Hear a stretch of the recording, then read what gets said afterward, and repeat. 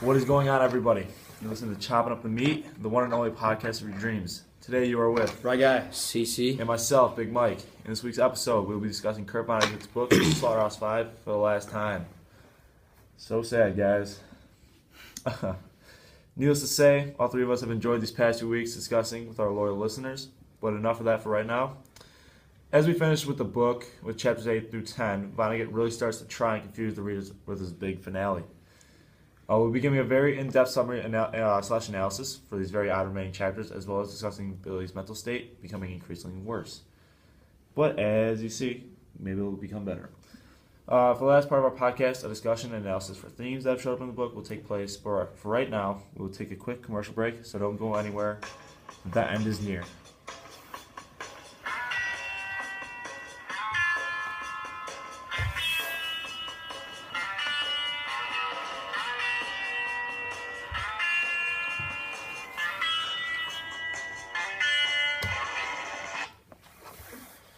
that was a fortunate son.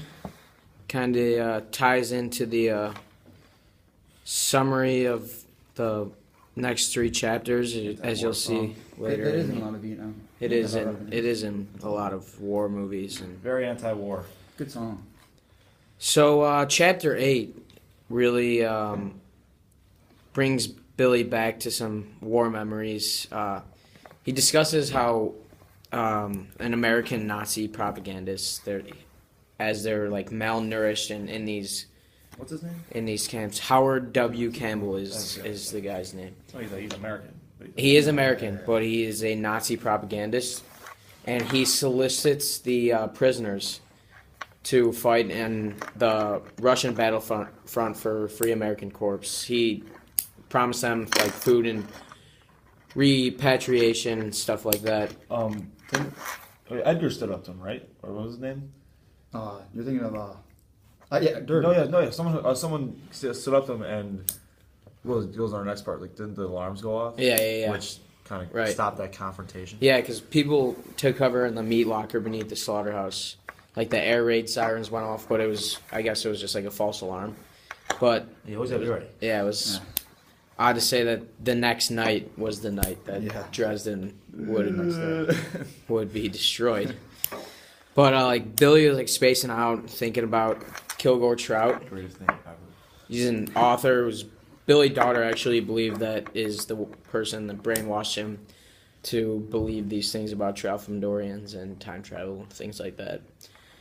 Trout was like a super important part of Billy's life, as like the phase that he went through his mental state, and he became such a vital role in Billy's life that he invited him to his 18th wedding anniversary celebration. year. Very 18th year. Yeah, I thought it was odd too. I mean, my parents usually don't celebrate their every year anniversary with a huge party, but Billy was like, after a huge scene at the party, Billy went up to his room and began to like think about why Febs has such an effect on him, and it brought him back to some memories of Dresden also when he was laying on his bed thinking about why this played such an important role in his life, and this brought him back to the night Dresden was actually destroyed. With like the guards. Yeah.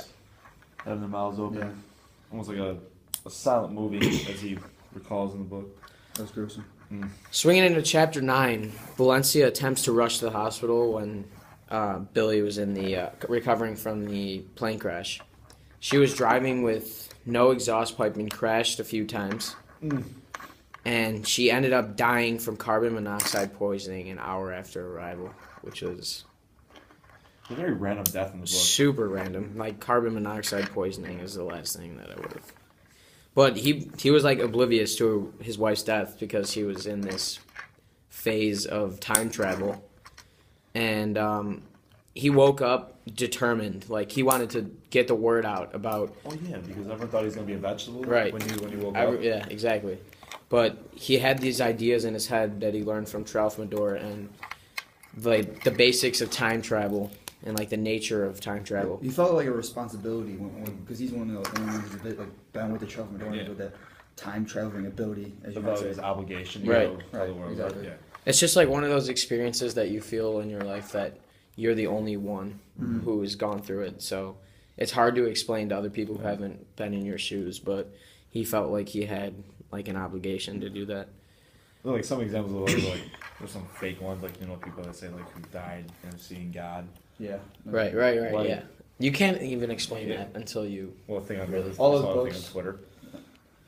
What books? There was like I remember in grammar school it was like, the Stairway to Heaven or something, like this little kid who like. Oh yeah. Something like that. No, I actually know what you're talking about. Like, yeah, I'm not the same. he like visits his like grandpa. And Yeah. I mean, I like to buy into that, but like, it's what, Alright. it's what people see. Like, but with when you see the fourth dimension, people think he's faking too. And people think he's Yeah, insane. yeah. Well, Billy, we're referring to. Yeah. Yeah, he was in this phase, and his daughter Barbara came and was super worried about him. She ended up getting him like a